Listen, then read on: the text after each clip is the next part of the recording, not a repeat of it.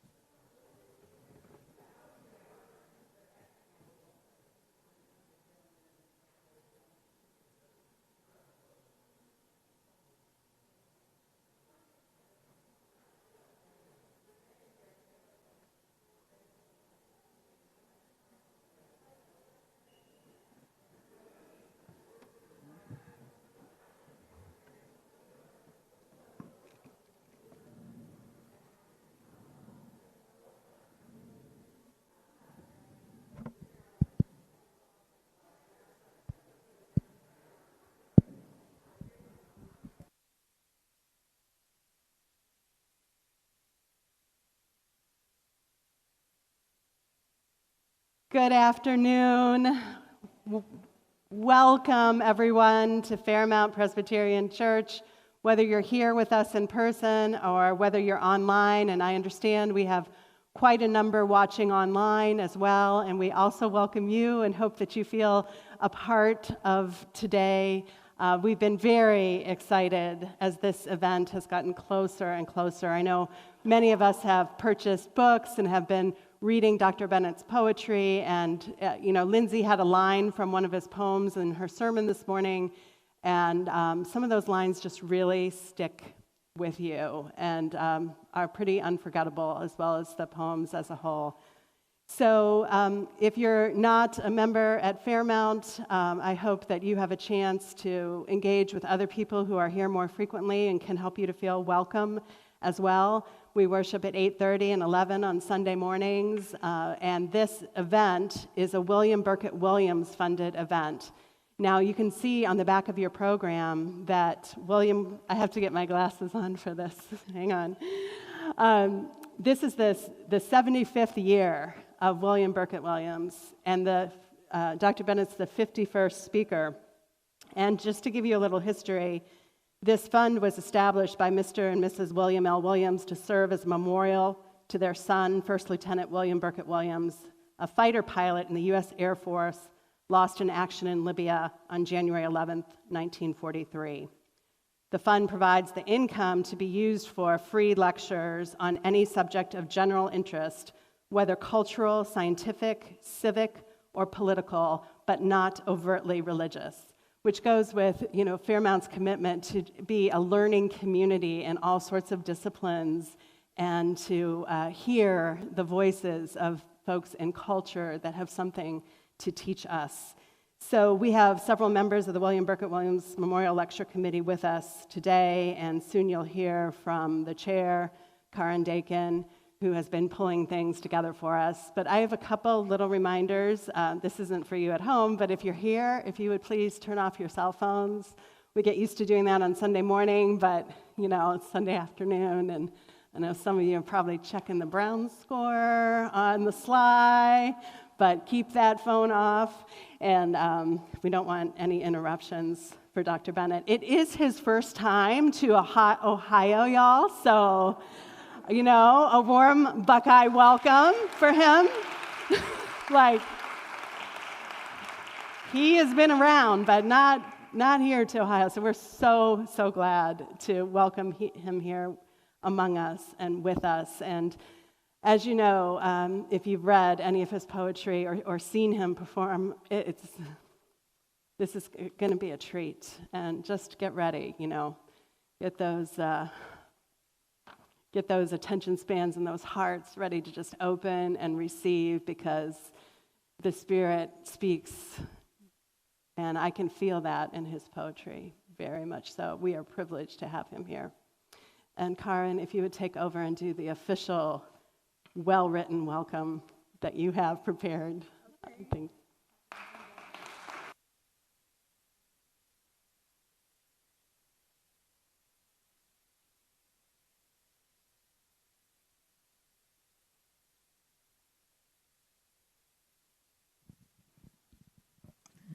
First of all, good afternoon, everyone.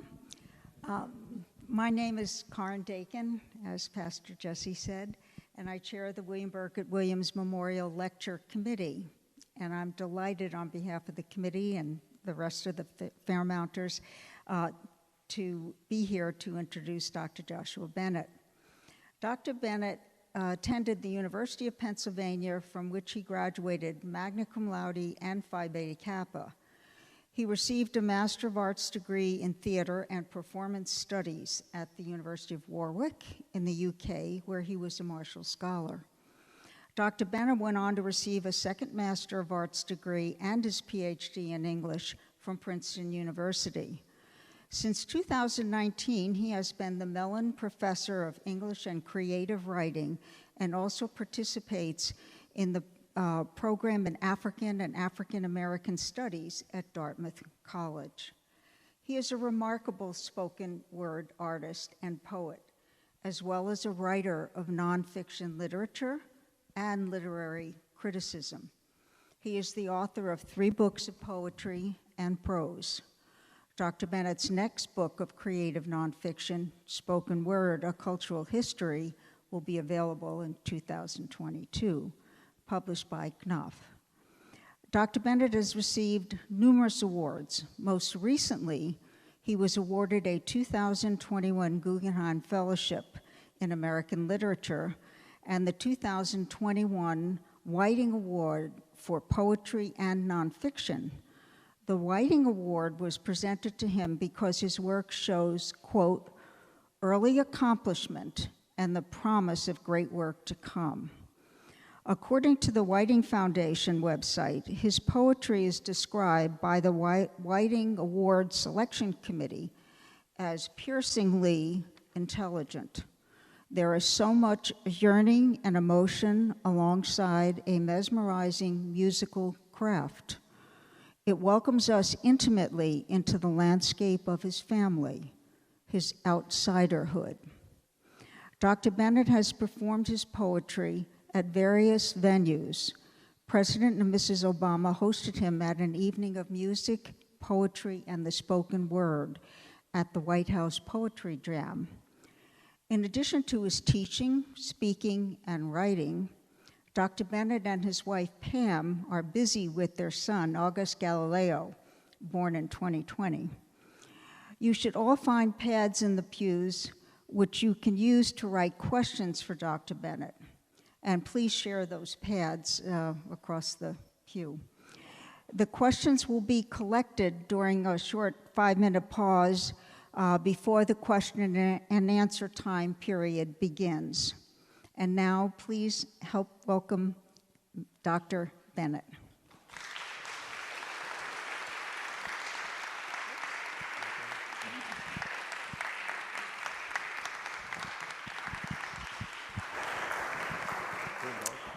Wow, can y'all hear me okay? Well, thank y'all for gathering in the spot. And thank you, Reverend Jesse, and thank you, Karen, for one of the most well-researched introductions I've ever gotten in my life. Got my son's middle name in there too, you know. We chose it with care. How to begin?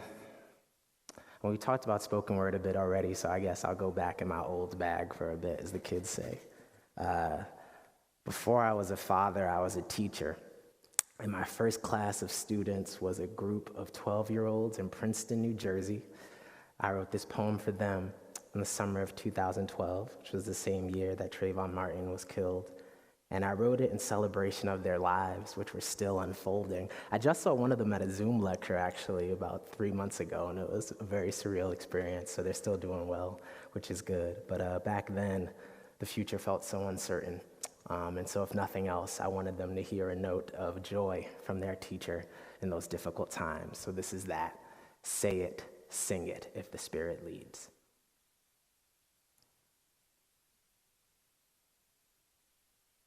Come celebrate with me that every day something has tried to kill me and has failed. Lucille Clifton. We praise always.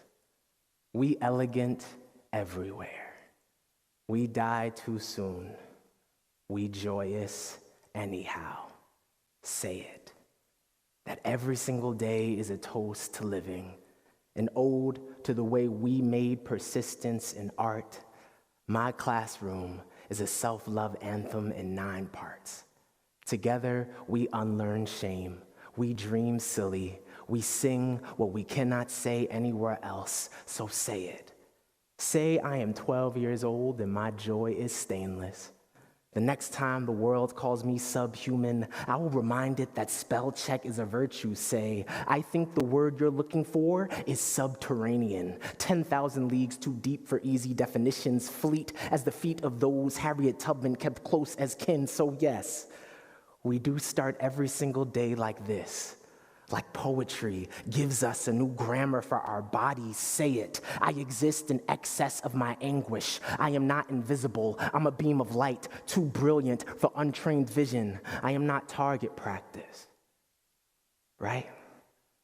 Not a bullseye with rhythm. This breath is no illegal substance, so sing it, a ballad for the youngest son, how he survives beat cops that see Caesars and sees up scream, freeze, hands up to chain his flame, praise the lyric name, Quavanjane, Latavia, DeBrickashaw, Devante, how they make the mouth a musician, sing it when you're a 7th grader in Philly and they try to turn your middle school into a ghost town. May your voice be atmospheres imploding, sing it with conviction. Say, I'm an Illadelph lyricist, metaphors Everest. Anybody hating on my halo is irrelevant. I flow like Baldwin, Clifton, Gwendolyn, Zora, Langston, Cullen, Ellison, the authors that offer a glimpse of what heaven is. Say it, say we fly as zeppelins.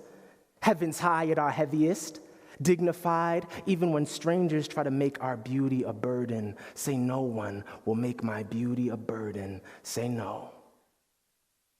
Do not touch my hair. Say for real, the next time you try, we will have a problem. Say this skin is no black hole.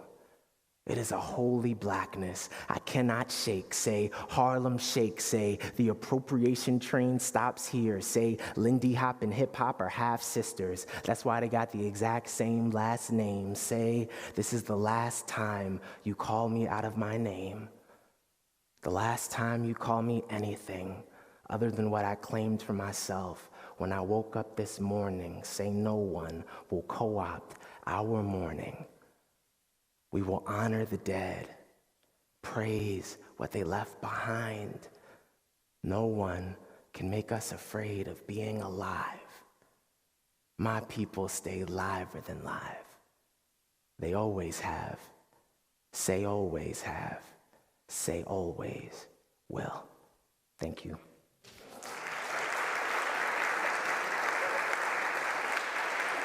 All right. Thank y'all. So I think I'm going to do one more, poem in the spoken word vein, and then I'll share some new work from the books, if that's okay? Fresh. Okay, boom. So I'm going to take you back to, what was this? This was 2010, my senior year at Penn. I did not realize you had to take a science class to graduate from college. So anyone in here who's college-aged or about to go to college, pay attention to your major advisor. They tend to drop gems like that along your four-year journey. And so I did not realize this. And I thought at the last minute, let me go to the registrar's office, let me look through the books and see what I can take. Decided on oceanography. Didn't have the most rigorous process for deciding on oceanography. I thought to myself, I grew up in the church, Jonah, Noah, those are my guys.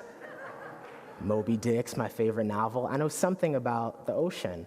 Oceanography has nothing to do with any of that stuff. It's largely about the angle at which light hits water, the various forms of life that live in the deep sea, etc. Right? So I don't remember much about the lectures, also because I was on tour in college, which is a good way to make money, but not the greatest way to do well in a science class if you haven't taken science in like 4 years. But something that does stick out to me even still was the day my professor said, a blue whale has a heart the size of a car. Right? So if you're a teacher, it's not the most helpful metaphor. Humvee, Prius, very different species of car, different gas mileage, right? But what stuck with me was the idea that one day I'd want to give someone a love that big. Yeah. So I went home, and I wrote this poem. Its title is Balaenoptera. That is the genus specification of the blue whale. You can look it up during Q&A if you don't believe me. Balaenoptera. And you can make noise if you like it too, or say, hey man, Josh, you're crushing it. What are you putting in your beard? It's coconut and hibiscus, in case you're wondering. Balaenoptera.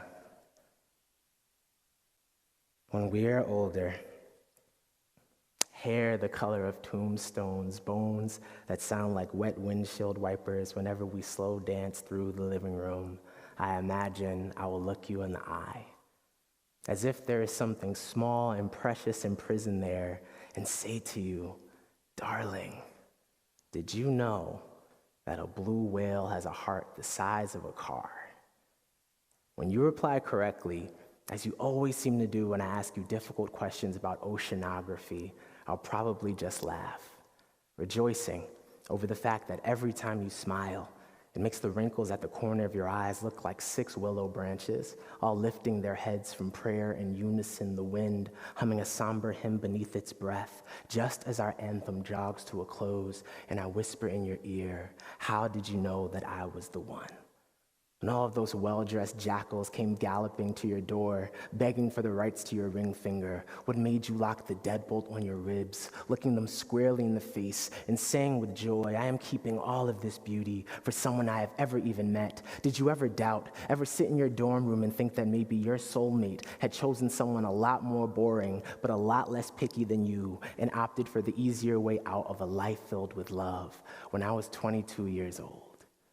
Beard freshly grown, an ocean away from my family with the kind of pain that drives people to do selfish, barely forgivable things. I dreamt of you nightly, hunted for your smile in every audience that I broke for, hoping that I could literally steal a glance, download it onto my retinas and replay the moment our eyes first played freeze tag, and neither one of us wanted to stop being it, so we just kept on touching, hoping that Father Time would give us a hall pass and allow us to orbit one another forever. And speaking of orbits, did you know that there are more stars in the sky than grains of sand on the entire planet, and that I would give you either one if you merely asked? Peel the night from the sky's skin like the rind of an orange, or ask God if I could borrow the breeze for just a moment and blow the shoreline of every beach into a giant hourglass made just for us, and say this is how long I will adore the things about you that no one else even notices, like your laugh and how it sounds like a mix of Jimi Hendrix at Woodstock and 2 rainstorms singing perfectly in tune, those orthopedic shoes and how they always match your cardigans perfectly, those crooked glasses, and how they dangle at the edge of your nose like the legs of 2 lovers on a tire swing, the last summer they will ever see each other's face. The first time I saw your face, I thought, wow. There were a gorgeous Olympics, you would be a lock, and maybe I would be your key, and maybe love is a club that we both got into for free. We just haven't stopped dancing for all these decades because we really like the music in here. And maybe, if you asked me to, I would crawl through the vein of a blue whale on my hands and knees, photograph that Volkswagen-sized heart of hers, and place the picture underneath your pillow before you went to sleep. When you ask me about it, I'll probably just laugh, giggling like I've got a handful of diamonds in my throat, and say, see, I told you, the biggest heartbeat God ever made. And now it's all yours.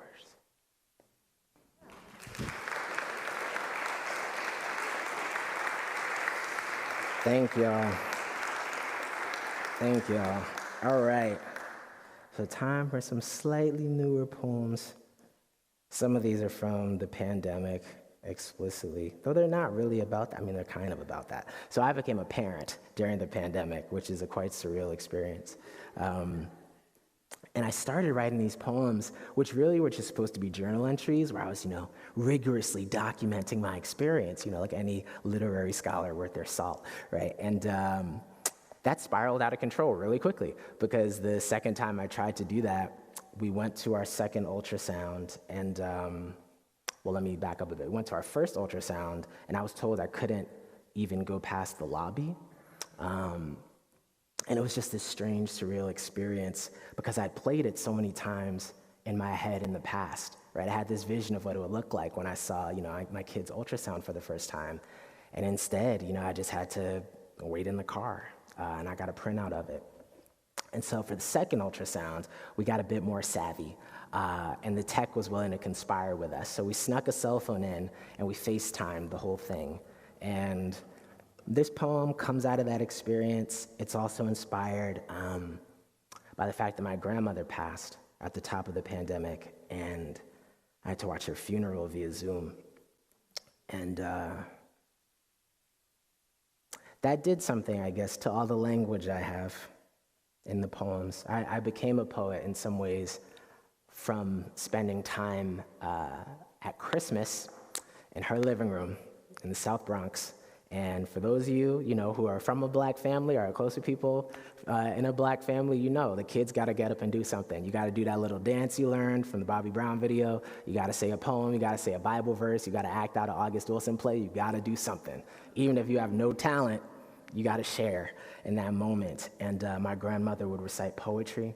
She would recite folk tales from memory.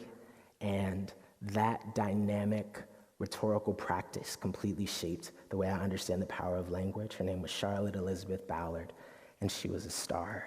So this poem is for her and for my little boy, August Galileo, named for those who study the stars. Dad poem, Ultrasound number 2, with a line from Gwendolyn Brooks. Months into the plague now, I am disallowed entry even into the waiting room with Mom. Escorted outside instead by men armed only with guns and bottles of hand sanitizer, their entire countenance its own American metaphor. So the first time I see you in full force, I am pacing maniacally up and down the block outside, FaceTiming the radiologist and your mother too, her arm angled like a cellist to help me see. We are dazzled by the sight of each bone in your feet, the pulsing black archipelago of your heart, your fists in front of your face like mine when I was only just born, 10 times as big as you are now. Your great-grandmother calls me Tyson the moment she sees this pose. Prefigures a boy built for conflict, her barbarous and metal little man. She leaves the world only months after we learn you are entering into it, and her mind the year before that.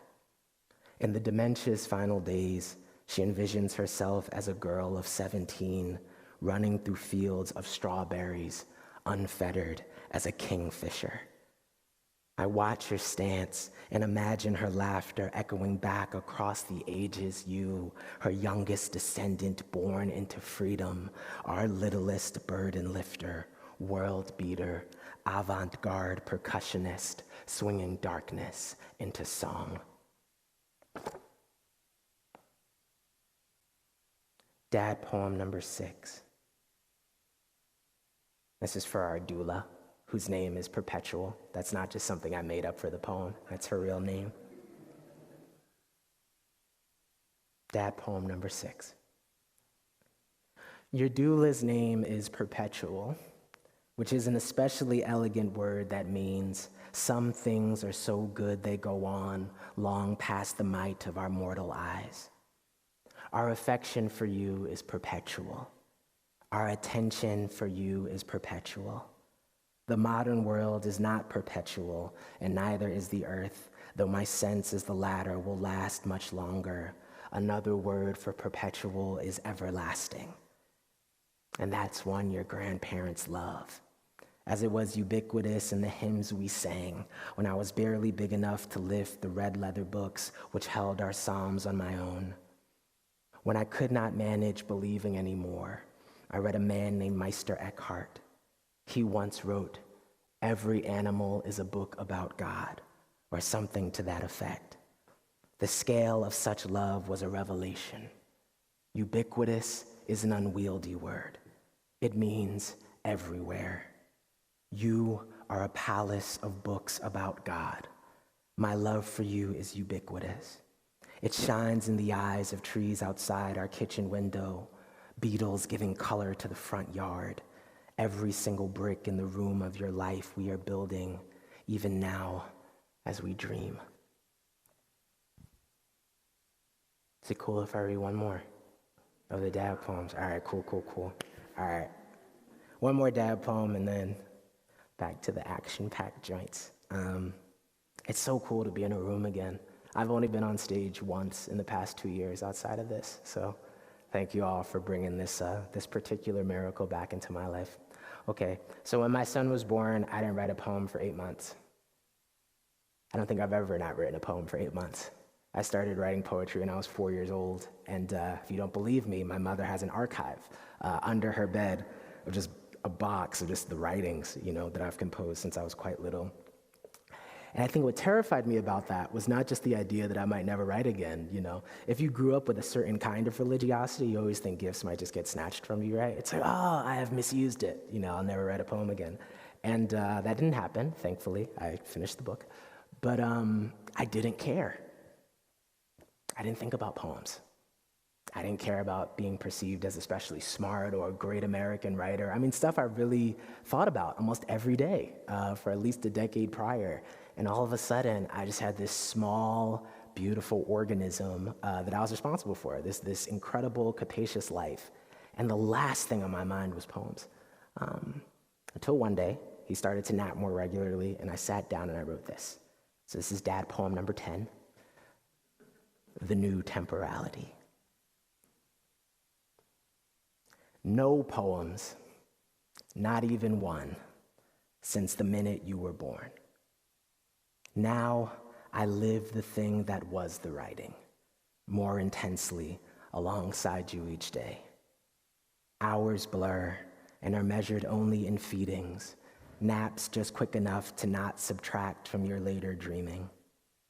Mom and I divide the night into shifts, dance through the fog of sleep deficits doctors say we won't feel the weight of until wintertime. So what? Our home glows like a field of rushes, moonlight ensnared in their flaxen heads. Most early mornings with you are mine. We play the elevator game and improvise lyrics, rhyming August with raucous, florist, flawless. As I write this, you rest in a graphite gray carrier on my chest, your thinking adorned with language that obeys no order my calcified mind can express. Tomorrow, I will do the thing where I make my voice sound like a trombone, and I hope you like it as much as you did today. There is no sorrow I can easily recall. I have consecrated my life.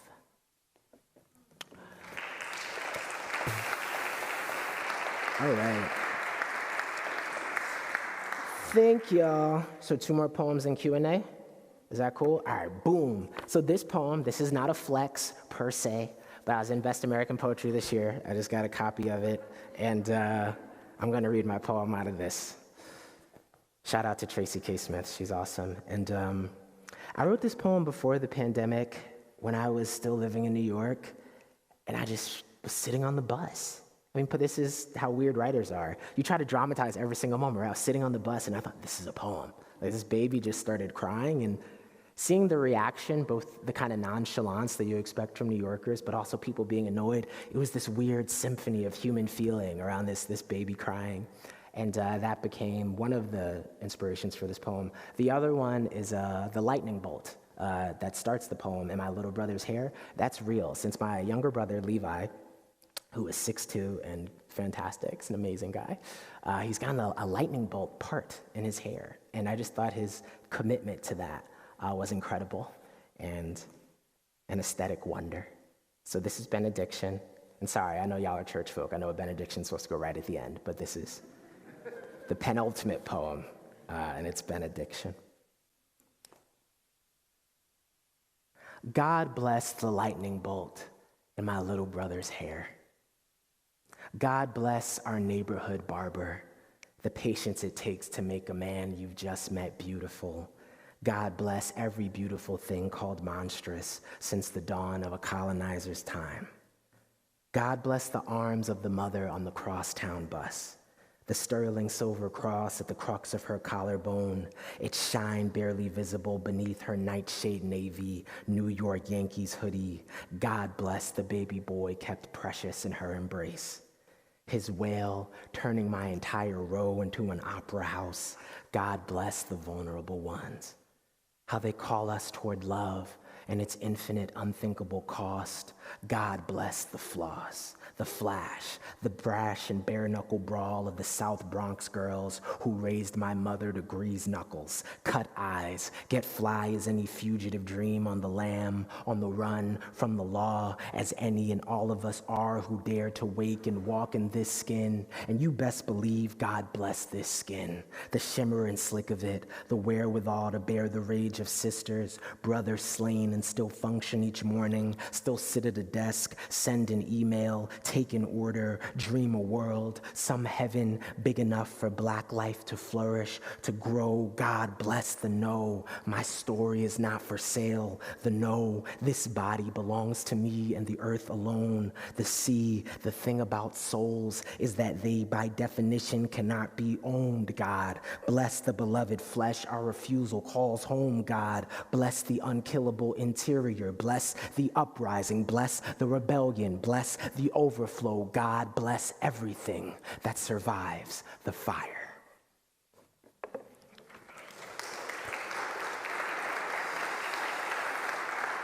Thank y'all. All right, one more joint. Man, what a time. All right. This is for my father, who's also on the cover. He's literature now, which is cool. Not bad for a boy from Birmingham, eh? What else to say about my dad? Worked for the post office 40 plus years, ran a Bible study for deaf and hearing people. What else? Taught me how to make scrambled eggs. No small feat. Taught me the importance of taking care of yourself in more ways than one. Just giving yourself some quiet time, not being hard on yourself.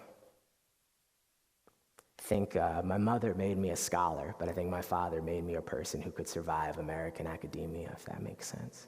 You know, gotta realize not everything's that serious. When he was 17 years old, he enlisted for the Vietnam War because a recruiter told him that they wouldn't take two sons from the same family, and so he wanted to go in place of his little brother, my uncle. So when I think about moral courage, I think about what it means to be a teenage boy fresh off your senior year and decide to do something like that. To go die in the place of your little brother who gets on your nerves sometimes, takes your pancakes and stuff like that. He also integrated his high school. So when I would complain about traveling the 2 hours to my private school, he didn't even have to say anything. He just gave me that look like, boy, if you don't get on that bus. It was 2 buses, okay? It was very stressful. It's a stressful situation, but he's a miraculous human being. So I wrote this poem for him. called America Will Be, Langston Hughes, after Langston Hughes, and it features one of his favorite singers, Sam Cooke. Smokey Robinson is my mom's favorite, so no shortage of wonders on Saturday morning when it was time to clean. America will be. I am now at the age where my father calls me brother when we say goodbye. Take care of yourself, brother, he whispers a half beat before we hang up the phone, and it's as if some great bridge has unfolded over the air between us. He is 72 years old. He was born in the throat of Jim Crow, Alabama, one of 10 children, their bodies side by side in the kitchen each morning, like a pair of hands exalting. Over breakfast, I ask him to tell me the hardest thing about going to school back then, expecting a history I have already memorized. Boycotts and attack dogs, fire hoses, Bull Connor in his personal tank, candy paint shining white as a Confederate ghost. He says, honestly, probably having to read the Canterbury Tales.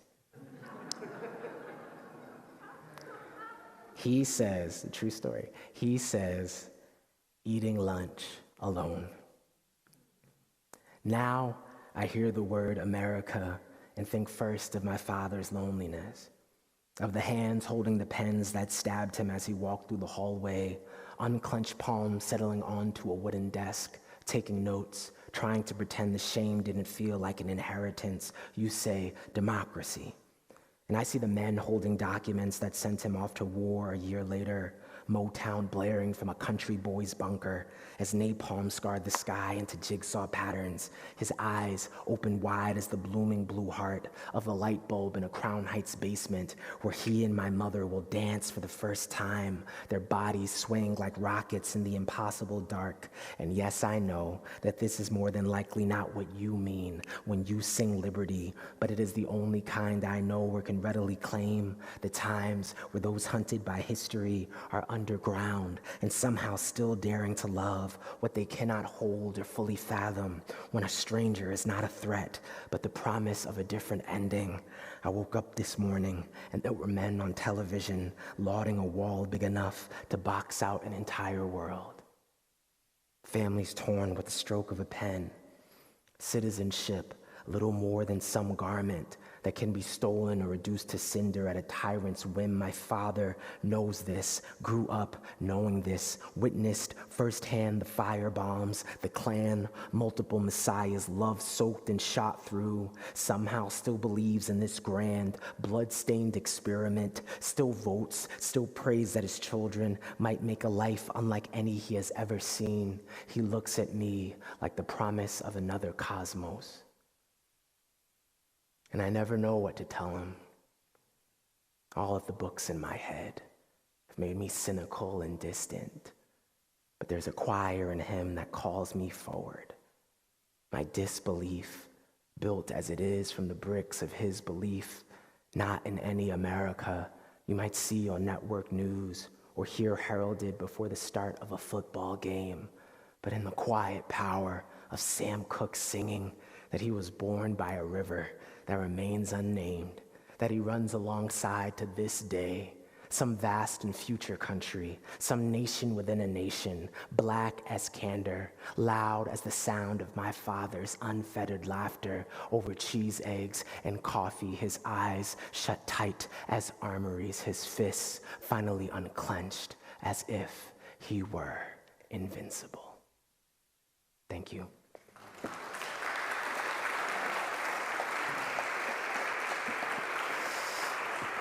All right. Q&A. Should I grab a seat? How do you want to do that? Why don't you stand there? Okay, let's boogie. All good.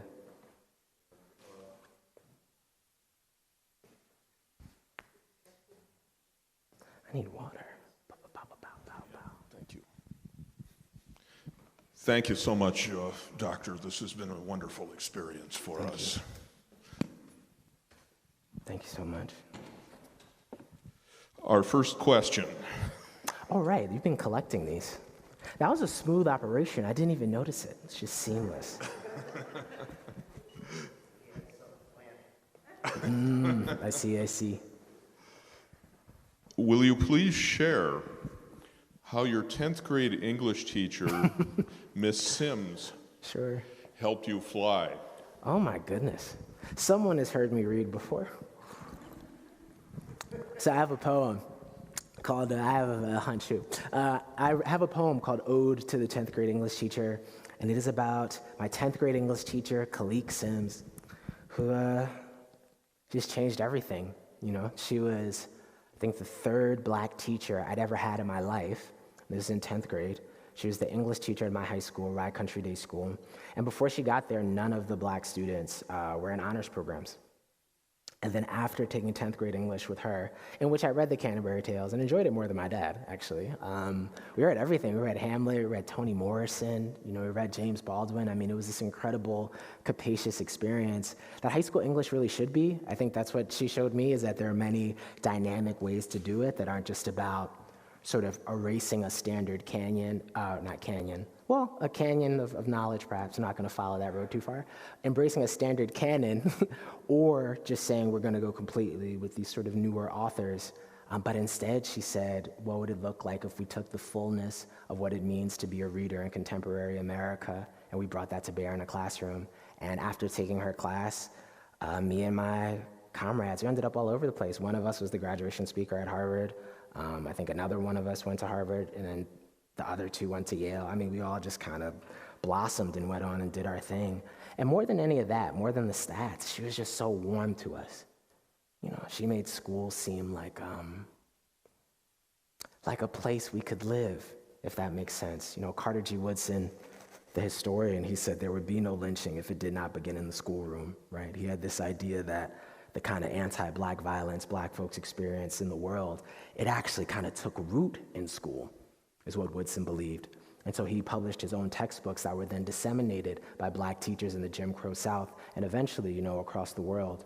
And so Miss Sims, to me, was the embodiment of that kind of radical pedagogy, the idea that her students were full people, right? And all of her students were full people. She knew our parents, and she loved us. She really did. And we're Facebook friends now, so she's seen the poem, which is good. And she brought me out to Baltimore to perform recently, and we got to reconnect, so she was a wonder. I would like to compliment you on being the best performing poet I have ever seen in my life. Oh my goodness, that's high praise. Thank you. That's super generous. So my question has to do with that, and Okay. Do you have a technique for developing the ways in which you're going to present each poem, and how is it different or from poem to poem? And if you could please explain that a little. Sure. Fear and trembling, I just kind of linger before the keyboard and let it wash over me. No, I mean, here's what I tell my students, right, when I teach performance. If you can't do it while you're making breakfast or in the shower or jogging, it's not memorized, right? So part of how I learned to get stage ready was that while I'm doing quotidian tasks during the day, and it looks kind of weird if you see me, I'm just walking around my house memorizing, like sounds like Jimi Hendrix at Woodstock playing, I'm doing that whole thing. And it really helped me, using that tactic, that practice, that protocol. What else would I say? You just study this stuff. I don't have a creative writing degree. I took one creative writing class at Penn. It was the worst grade I got in the major. So I just watched a bunch of videos, and I got a library card, and I got to grad school. And I just went to the contemporary poetry section, and I read everything I could for the next 5 years. Read Frost, read Thylius Moss, read A.R. Ammons. And I just drew from those traditions, and I let them speak to the YouTube videos, which were, my first introduction to performance poetry. And, I thought about church. I thought about the sermons I heard as a boy, the kind of rhetorical power of the minister in the pulpit. And also just, how to say this? You could do things in church you couldn't do anywhere else when I was a kid, right? You could cartwheel down the aisle. You could cry, right? There was a moment for testimony where it didn't matter what your social standing was outside of the sanctuary, right? If you were a finance guy, if you were a janitor, if you were a care worker, right? You still got your time to speak right? You got to give passionate public utterance. And that taught me something about the kind of democratic elements of the thing I try to do up here, right? Which is teach publicly, speak publicly from a place that I know and care about, from a place of vulnerability. So that's what I would say for anyone that's trying to get involved in the performing arts more broadly, but especially spoken word and reciting your poetry aloud. Study people you love, find your voice in that space, right? In that constellation. And I would say let your fear teach you something. You know, my first poetry slam, I was 13 years old. I got second place, and my mom made me do it. A terrible stage fright. I still have the trophy because she sent it to me from their house. They're clearing, now that I have a kid, they're just clearing out all my items from my childhood home. So I have the trophy on my desk, and it has reminded me that my mom said my fear couldn't be totalizing, and that a gift was meant to be given.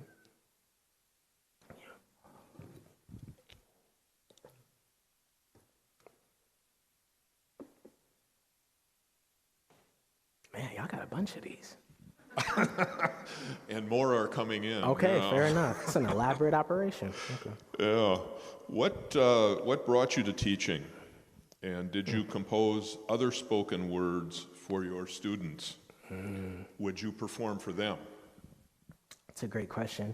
Well, I'll say what brought me to teaching first. I come from a family of teachers. My mother ran our vacation Bible school. Like I said, my dad ran a Bible study. And my sister taught me how to talk, taught me how to read, taught me how to walk, taught me long division. My grandmother was a cosmetologist, and she had all these wigs, right? She had this beautiful library of wigs.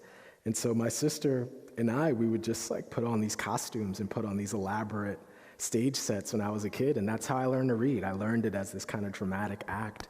And so I guess it's always been a part of my life. It always seemed like the most important thing I could possibly be doing was sharing whatever I had access to. And I think especially once I got to an elite private school, and so went from a school where people were I was getting jumped. And like our textbooks didn't have all the pages in them, people were getting hit over the head with bottles, etc., to a school where people were taking field trips to Puerto Rico.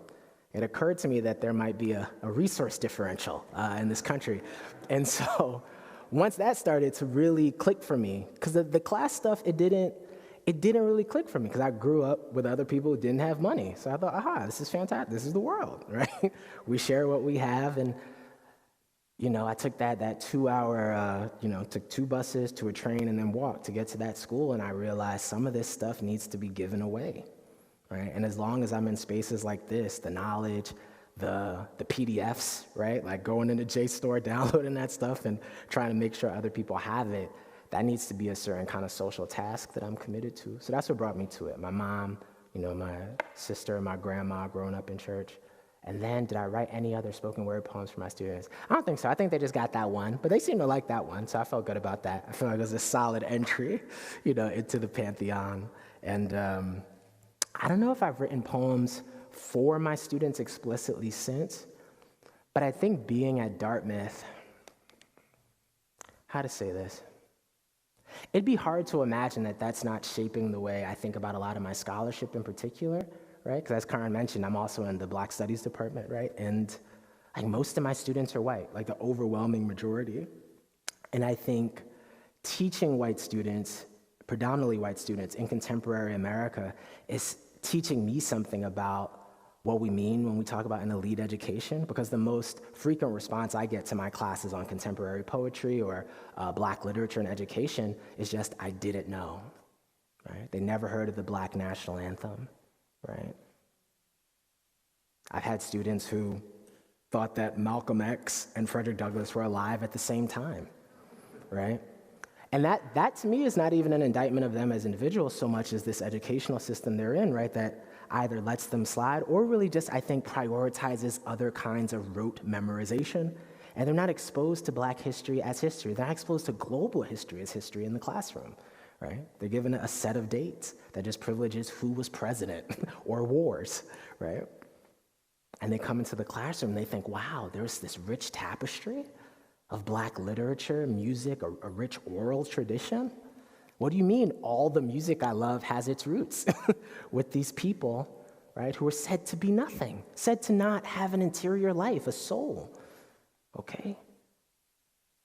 That at least seems to me, from where I'm standing in these classrooms, like a real epiphany some of my students are having. And I'm tremendously thankful that they let me in on it, that they don't lie, right, on their expertise. Because that's easier to do now, I think, than maybe it was when I was in college. You can just throw out a bunch of buzzwords and sound like, yeah, I'm with it, like I've read everything, right? And instead, what I get much more often is, where can I find more of this? And why didn't I learn this, between 14 and 17? So it's a great joy and an honor. Sort of playing off that one, we've gone through a particularly challenging last, 18 months, 24 months, or something like that. How do you find your current students? What is their reaction to what's happening in the world today? Oh, goodness. What's their reaction to it? It's hard to say. I mean, from my perspective, I really only see them in class, which is sad. I haven't had office hours, like a year and a half, right? One of my students, she's a grad student now in Cambridge, and I ran into her on the street, and it occurred to me I hadn't seen her since she was like a junior in college, right? Because that's how long it's been. Like our whole senior year, we didn't physically see each other, and now she's a grad student at Harvard and has her own apartment, and I didn't get to see her graduate, My sense is that they're rallying. Some of my students from that Black literature and education class I just mentioned, they started a mutual aid fund. So they're doing their best to kind of meet the resource gaps that we witnessed. There were kids during the pandemic getting their Wi-Fi in their local Burger King, And then you have other students coming in on Zoom from their mansions with people cleaning their houses in the background. It was stark, right? In a way that some of my colleagues just admitted they straight up weren't aware of. They're like, I had no idea we had so many poor people, right? They go to school here. Or that the differences were that wide, right? Students zooming in from a closet because they live with their abuela, right? And their 4 siblings, and that's the only quiet space. So it's not they're not paying attention. It's like the screen is off because I'm in a closet, dude. But I'm still here, right? Because I need to be. It's something I'm doing for my family, and hopefully because they enjoy the class too. So my sense is that they've rallied, been courageous. I've seen so little resentment, I'm genuinely astonished, right? For my freshmen last year, they didn't get prom, they didn't get to graduate from high school, and they didn't get freshman orientation at college, right? All of that was online for them. Just think about that. Imagine that whole chunk of your life. You don't get to be around people. You didn't get to say goodbye to your friends from your hometown, right? In that particular way with those ceremonies. So my sense is they've been heroic, at least the ones I'm talking to, and I'm immensely grateful for them. They also gave me a ton of room as a guy with a baby. I know I keep mentioning it, but I really did have a baby. Like in the background, I'm trying to give a 40-minute lecture, and they're like, we get it, Dr. Bennett, like it's fine. And I don't take that for granted either. We were taught, at least I'll say I feel like I was trained to believe that being a professor is a certain kind of performance. Like you got to get up and be James Brown for 40 minutes for the customer, right? And so to then be in a space where I'm in my kitchen and my kid is audible in the background, and they wrote me these beautiful, right? These beautiful responses to the class, because professors dread those, right? The evaluations, wrote me beautiful evaluations. I came up for tenure, I got it, I'm so happy. But my student evaluations were a big part of that. At Dartmouth, you have to get 50 students to write on your behalf, okay? So my students showed out for me, and that means so much, especially in a time like this. I promise shorter answers after this. I haven't done this in a long time.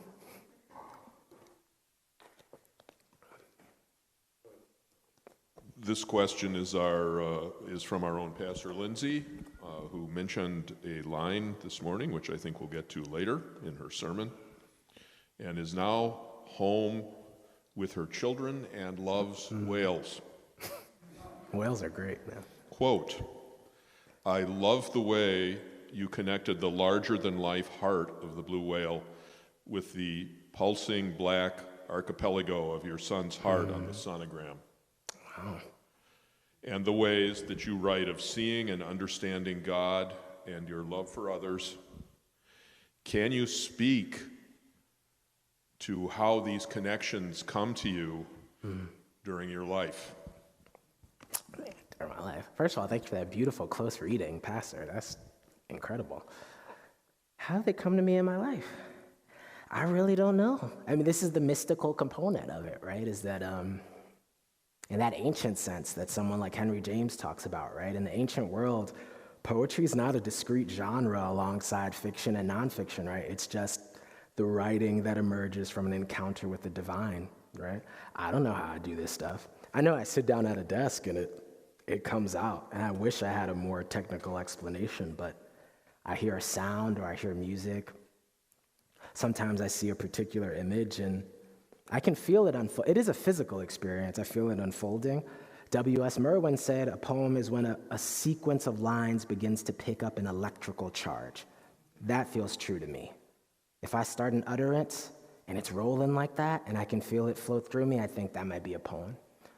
And thankfully, over the past couple months at least, I've been able to have more time to sit still and just compose in that way.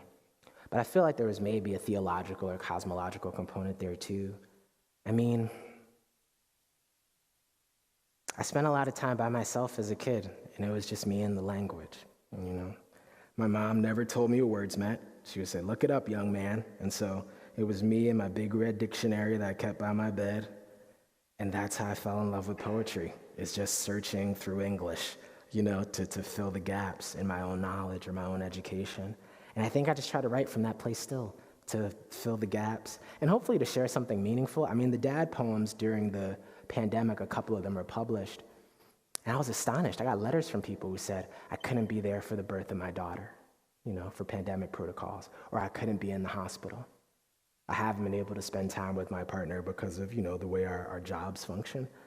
And just seeing that the poems could go out that way and come back to me in these conversations with strangers, I never thought of anything like that. You know, I never imagined that my particular poems about my actual grandma, right, my actual father and sister, that people would see them as these tethers between us, you know? And there's something divine about that to me. I talked about Meister Eckhart a bit, but I really do feel like it was through reading that I even came back to a faith practice that felt good. You know, I don't know how many of you have been to graduate school, but they kind of like bully you. They're around any kind of profession of religion at all, in really like cruel ways that I'm not a fan of. And I'm very thankful for my students who, you know, span a spectrum of religious beliefs and kind of stand in it without hitting you over the head. But I always want to make space for it in the classroom because it's part of the fabric of who I am and who I've always been, you know. And it's a big part of intellectual inquiry, right? Historically, the idea that religious people haven't contributed to philosophy, science, math makes no historical sense. So yeah, I hope that's an answer. I'll probably come back to this question later in an answer to another question. So these came in as two questions, but they're related to your experience as a poetry writing teacher.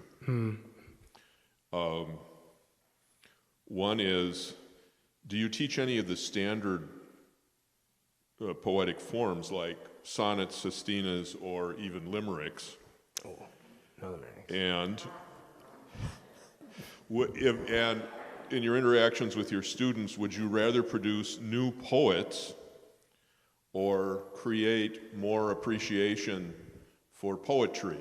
That's tough. See, I had to walk away from the podium for that one. Okay, well, that's very difficult for many reasons, right? Because that's kind of a legacy question, right? Do I want to produce like 50 poets who are like, yes, I trained with Joshua at Dartmouth. Yeah, that'd be cool, right? That's kind of an ego thing.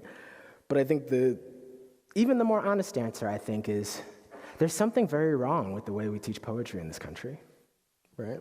You get maybe Robert Frost, Emily Dickinson, Langston Hughes, right? Maybe in school. And even the selection you get of those poets is not the most interesting stuff. It's not the most experimental. It's not the most lively or electric poems. And so I think one of the major impacts I want to make, not just as an English professor, but as someone, again, who tries to think in public a lot, is to try to have some impact on the way it's taught in K through 12. You know, I would love to contribute to the idea that poetry is our public language and always has been, yeah? Like, political speeches. The poetics are a component of that, right? pledges of allegiance, the national anthems. Like, these are poems, and we don't learn to think of it as such. And yeah, I teach in form. I teach sonnets, villanelles, sestinas, the whole thing. And that's useful, because I think also, scansion, that's not necessarily taught everywhere either. And even letting students treat poetry as a space that is unbounded and ungraded is really important to me. So if you ever take a class with me, no matter the subject, the first 8 minutes of every session, we free write. I give a writing prompt, and everyone has to write. If there's 50 of us, we write in the beginning, and part of it's just to clear our minds, right? Coming in from the bustle of campus, write a poem. It's not graded. And they always ask, like, is this graded? Do we have to hand this in? I'm like, no. Like, well, what is it for? I'm like, it's for you. Like, it's for me. I'm like, yeah, poetry's for you. You write poems for yourself. Right? You write poems out of delight or sadness or, wonder. And make that a daily practice, no matter what you do. That's the pitch I make to parents who are like, my kid's supposed to be a doctor. I'm like, well, it might not be the worst thing in the world to have more doctors that can recite poetry. I heard the Tennyson earlier. There's something to that. I think that's quite beautiful. That's something you could keep with you, when you're older. It's something you could share with your kids. It's something you could keep as music in the quiet moments of your day. That's what it's been to me. It's been a friend. Maybe one or two more. I appreciate your patience. You all have been great. In the book on being property once myself, you explored how 5 writers used animals in their works to study the Black post-enslaved condition. Describe how you have used animals similarly. Oh, that's a great question. I can't write animal poems. I've written maybe 2. I think I've written 2. I have a poem about cockroaches. And then I grew up with them, They're going to make their way into the poems, make their way in everywhere else. I'm trying to think what else. Then I think I have one poem in the new book where there's a rabbit. But for the most part, I don't write animal poems. I'm really drawn to writing literary theory about animals. But even that, I think, comes out of a larger impulse that, again, I inherited from family. Like my grandparents, they were sharecroppers, and they met in a strawberry field. All right, so that field of strawberries that my grandmother remembered at the end of her life, it's where she met my grandfather, And in 2009, I read this poetry anthology called Black Nature, 4 Centuries of African American Nature Poetry. And it just blew me away. I'd never thought of that maybe for hundreds of years, this people group who'd literally been kidnapped to work the land had reworked their relationship to it through poems, right? And then that became my dissertation project, thinking about Richard Wright, Toni Morrison, Zora Neale Hurston, Jesmyn Ward, Robert Hayden, how they were taking what I think we would understandably think of as a fraught relationship you'd never want to go near, right? I had mentors who said, why would you ever write about that? How Black people write about animals, that's offensive, or that's shameful, that's strange. And I thought, well, not for the writers, Or if it is sometimes, other times it's a joyful occasion, to write about birds, to write about sharks or turtles the way Melvin Tolson did, right? For example, in Their Eyes Are Watching God, when Zora Neale Hurston says the Black woman is the mule of the world, you got to look at how she writes about mules in other places, right? If you look at that mule funeral scene, there's a mule heaven. And what happens in mule heaven? Mules ride on the backs of people, right? So for Hurston, the mule also had an interior life that was unimaginable to the people in the town, okay? So that metaphor is cutting a bunch of different directions, right? And my hunch was that people who had themselves been said to have no interior life, they might have a unique insight into that, right? And they might be the ones willing to say, well, maybe animals are our kin, right? Not our servants, right? But our brothers and sisters. And there's a bond beyond blood that we share. So that's what that book is about.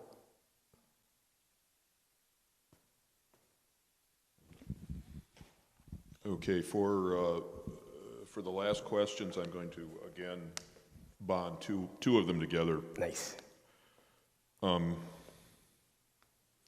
How do you avoid becoming calcified? Great ear.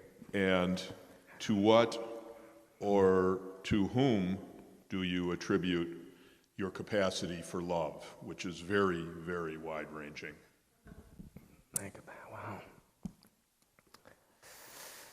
How do I keep from becoming calcified?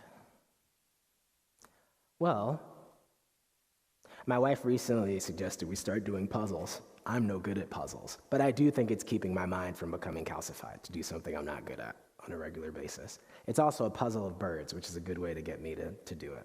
Learning a lot of bird names. The black phoebe, rose-breasted grosbeak, Baltimore oriole, beautiful birds. Okay, what else am I doing? Chasing a kid around the house? That's pretty cool. That's been fun. I don't know. I've been taking up weird projects. I'm trying to learn how to build a treehouse.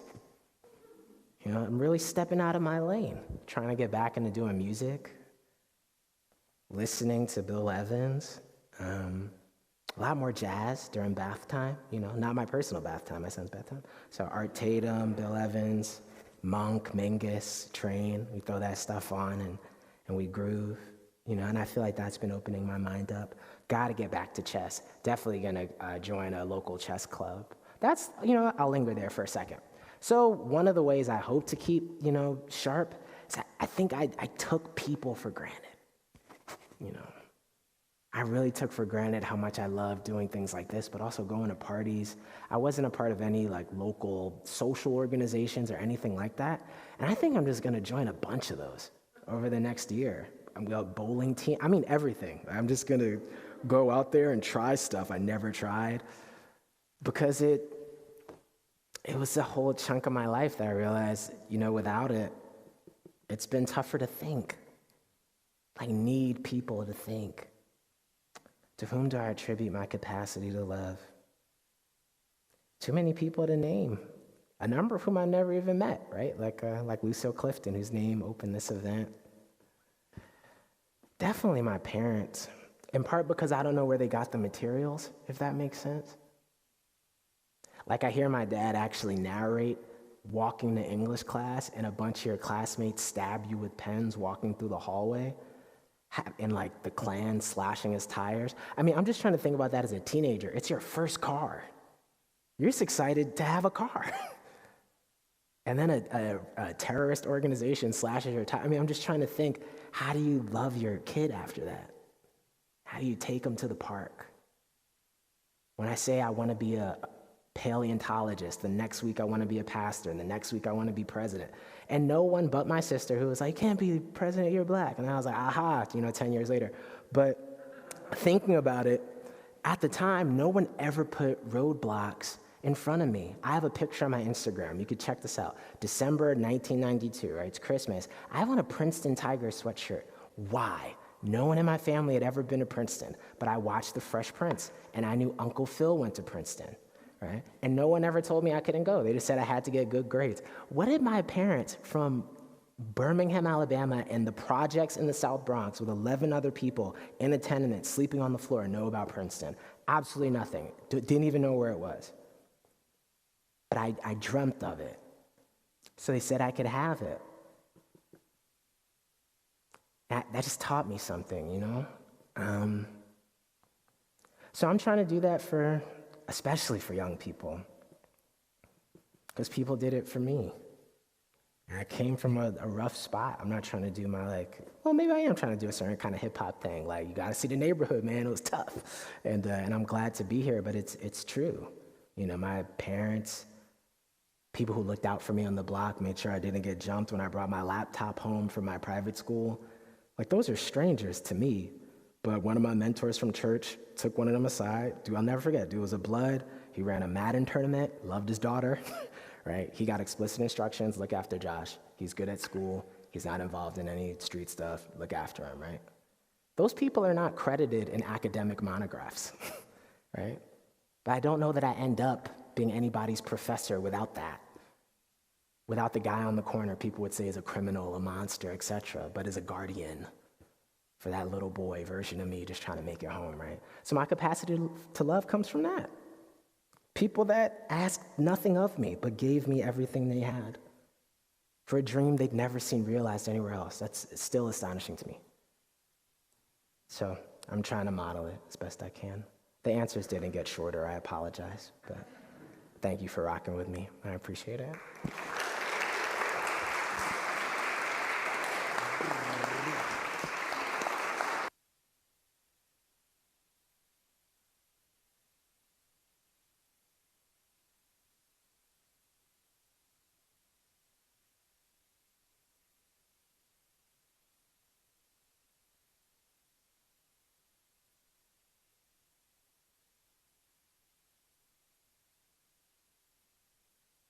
quite an amazing event. And Carl was saying that he received so many questions, he couldn't get to all of them. Thank you for your active participation through your wonderful questions. And of course, thank Dr. Bennett for your answers. But I also want to thank you for raising our awareness to the beauty of poetry and the art of spoken language. It was really, you've really enhanced to a much deeper level for myself, and I'm sure for others as well. And thank you so much for sharing your many, many gifts with us.